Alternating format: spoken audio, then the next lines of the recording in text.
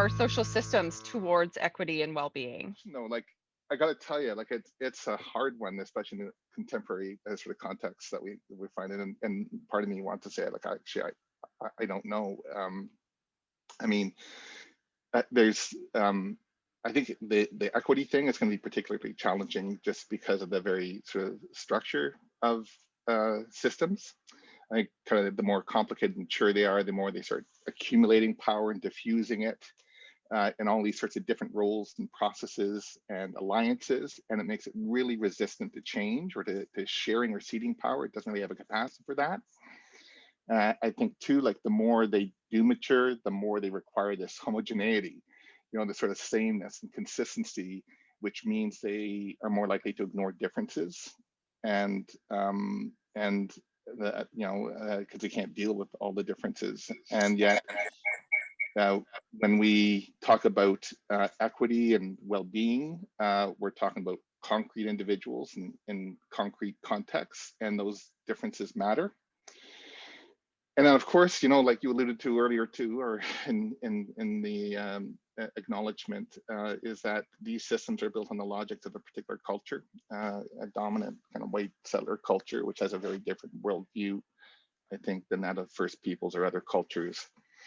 And of course, I'm sorry, I'm just going to bum you all out for a moment.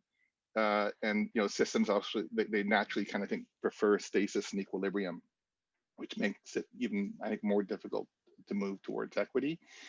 However, Sarah and I, have been trying to struggle a little bit with this, and I mean, I think one of the things obviously is systems continue to sort of function the way they do because I think everyone's sort of just doing their job in it, and I think there's something to be said for recognizing sort of our own kind of moral responsibility and our own moral complicity in the way things are.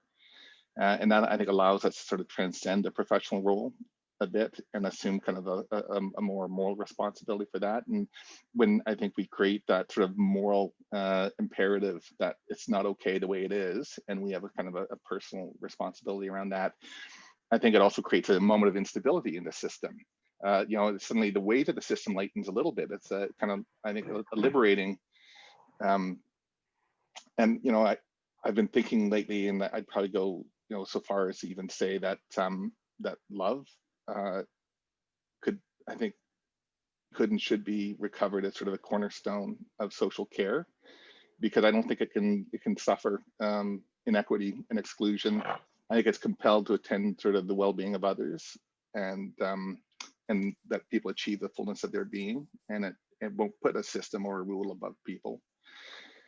And I don't know, I mean, maybe one more thought is just purposes are super important, because I think systems kind of, they coalesce around a set of purposes, and they try and just get better and more efficient at delivering them. So if you change the purposes, I think you can change what it tries to do. And of course, in our case, we're recommending that they coalesce around purposes that are intention, because I think it makes them less likely to harden into structures that are single-minded and inadequate to the sort of complex landscape that we inhabit. I don't know. Yeah, I have some other thoughts, but I'm kind of interested to see what Sarah says. No, I mean, anything to add, Sarah? Yeah, I mean, absolutely. I think that our system is in many ways performing exactly as intended, because it was designed for a different purpose. And I think the welfare state, and more broadly, if you back up and look at the history of welfare in terms of charity, and understand, at least in a Western context, the ways in which we have conceptualized what the job is to be done, it's a profoundly different job than the job of love, and the job of reciprocity, and the job of flourishing. We have always designed our social care systems so that they would be a very basic minimum standard. So we could protect people from harm and protect people from risk and the contingencies of the modern lifestyle. And so, really the history of the welfare state and the ways we've conceptualized social care systems is the movement into cities, and the need at kind of a population level scale to attend to all the bad stuff that can happen to you, whether it's unemployment or sickness. And we have looked at those kinds of risks and situations as the things that we need to kind of manage. And in doing that kind of managing, we've lost sight, I think, of what actually care is all about. So if we want to reclaim our systems to be about well-being and equity, the first thing is we have to intend our systems to do that. And really reckon with what those things mean in practice. And Gord's beautifully described what does it mean to reckon with equity, means reckoning with the myriad of ways in which our powers show up, and the roles and relationships that we have. And you know, the second story of the welfare state and social care is the story of professionalization. So you've got the story of kind of industrialization and trying to protect against risk, and then you've got this need to start to create a whole series of professions, which, you know, now if you look in the catalog of, you know, the CRA and tax things, there's like over 40 different social care professions, housing workers, addiction specialists, you name it.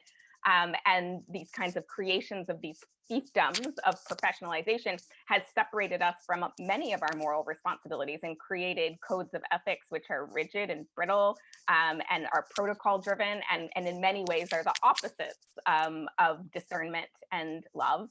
And so, you know, I think beginning to reimagine what we mean by professionalism, what we mean by boundaries, and repurposing what our systems are for, those two things together can open up a space for moving in that direction.